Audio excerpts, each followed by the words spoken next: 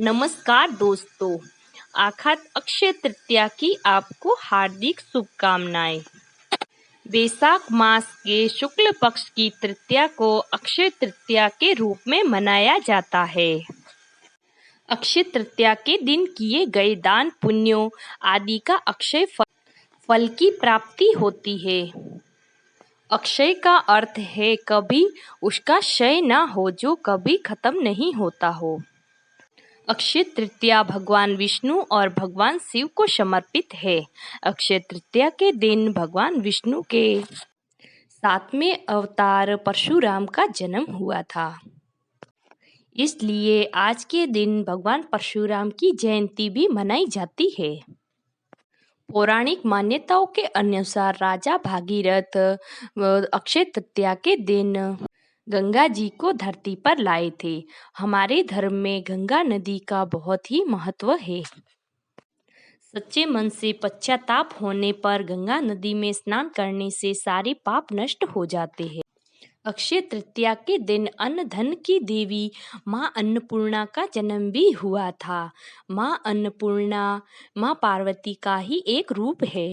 धन धान्य की देवी माँ अन्नपूर्णा सभी का पेट भरती है। इसीलिए अक्षय तृतीया के दिन सभी लोग माँ अपने घर में अन्न धन के भंडार भरने के लिए माँ अन्नपूर्णा का पूजन भी करते हैं।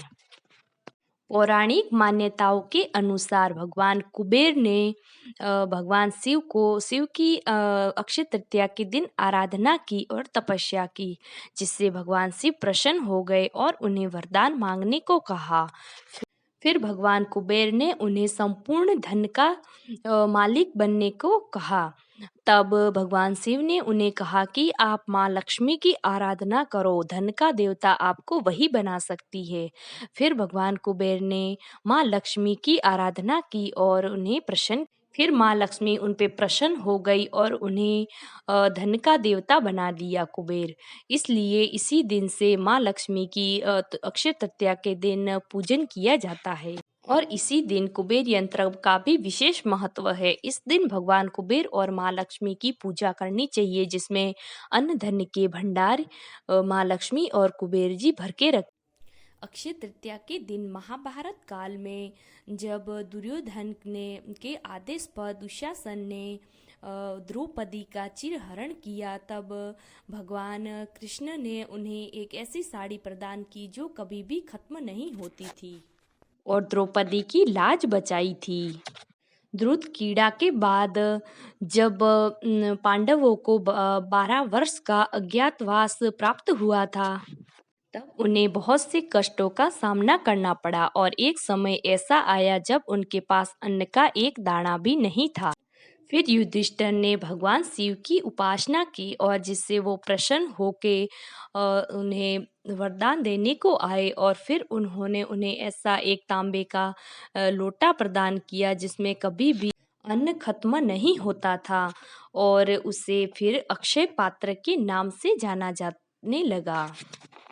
इसीलिए ये मान्यता है कि अक्षय तृतीया के दिन किया गया दान पुण्य अक्षय ही रहता है, उसका कभी क्षय नहीं होता है और उसका पूरा फल प्राप्त होता है। और इसी दिन से भगवान वेद व्यास जी ने महाभारत लिखना प्रारंभ किया था और पौराणिक मान्यताओं के अनुसार अक्षय तृतीया के दिन पूजा अर्चना करके शुभ फल और शुभ अच्छे पुत्र प्राप्त होता है। और अक्षय तृतीया के दिन ही भगवान अपने मित्र भगवान कृष्ण से मिलने के लिए द्वारका नगरी गए थे और वो बहुत ही गरीब थे। फिर उन्होंने संकोच के मारे अपने मित्र भगवान कृष्ण से कुछ भी नहीं मांगा, परंतु भगवान कृष्ण तो सब कुछ देख सकते, इसलिए भगवान सुदामा वहां से चले गए तो श्री कृष्ण ने उनके घर वर सब अच्छा बना दिया और धन धान्य से सब भर दिया। जब सुदामा घर पहुंचा तो वो हैरान हो गया, उसे उसकी झोपड़ी नहीं दिखाई दी और वहां पर महल बना हुआ था और उसके बीवी और बच्चे भी नए वस्त्रों में थे। ये देखकर उसकी पत्नी ने कहा कि ये सब श्री कृष्ण की माया है। इसीलिए अक्षय तृतीया को अन्न धन की देवी ही माना जाता है। आइए अब शुरू करते हैं अक्षय तृतीया की कहानी।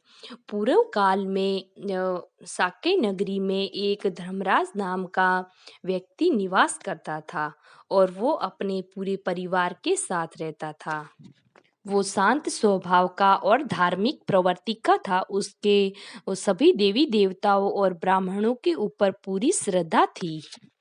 वह सभी देवी देवताओं की पूजा करता था और ब्राह्मण और गरीबों को दान पुण्य भी देता था।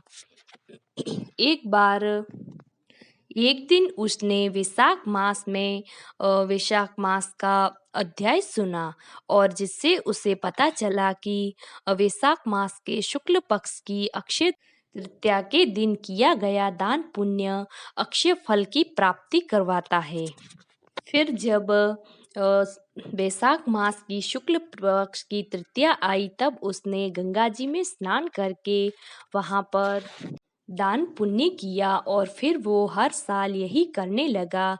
जब भी अक्षय तृतीया आती वो सुबह जल्दी उठकर गंगा स्नान करके फिर दान पुण्य चालू कर गेहूँ, नमक, चीनी, नारियल, दही, चना, सूत, लड्डू और पानी से भरा हुआ मिट्टी का घड़ा देना प्रारंभ कर दिया। फिर धर्मराज की पत्नी उन्हें हर बार इतना सब कुछ दान करने के लिए रोकती थी, परंतु वो बिना किसी की माने वो लगातार ये काम जारी रखता था और अक्षय तृतीया के दिन खूब दान पुण्य करता था। फिर जब उसकी कुछ समय के बाद उसकी मृत्यु हो गई और उसकी मृत्यु के पश्चात उसका जन्म एक बड़े राज्य में दूसरा जन्म उसका बड़े राज्य में हुआ जहाँ का वो राजा बना और उसके पास खूब अन्न धन पहले के जन्म में किए गए दान पुण्य का ही ये फल था जिसकी वजह से वो इतना बड़ा राजा बना तो इतना बड़ा बना कि त्रिलोक के तीनों देवता उन यहाँ ब्राह्मण का रूप धारण करके अन्न धन लेने के लिए आते थे। उसे अपनी श्रद्धा भक्ति का कभी घमंड नहीं हुआ। तो इस तरीके से अक्षय तृतीया की कहानी की समाप्ति होती है। अब जानते हैं इसकी पूजा विधि।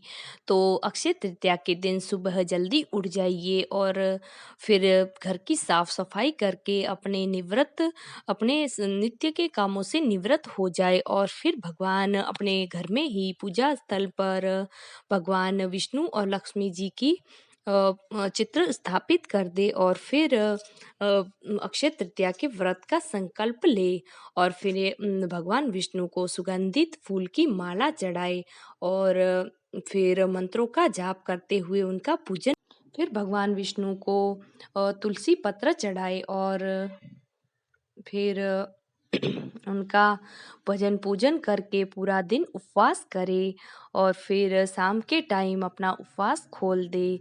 तो ये थी अक्षय तृतीया की जानकारी।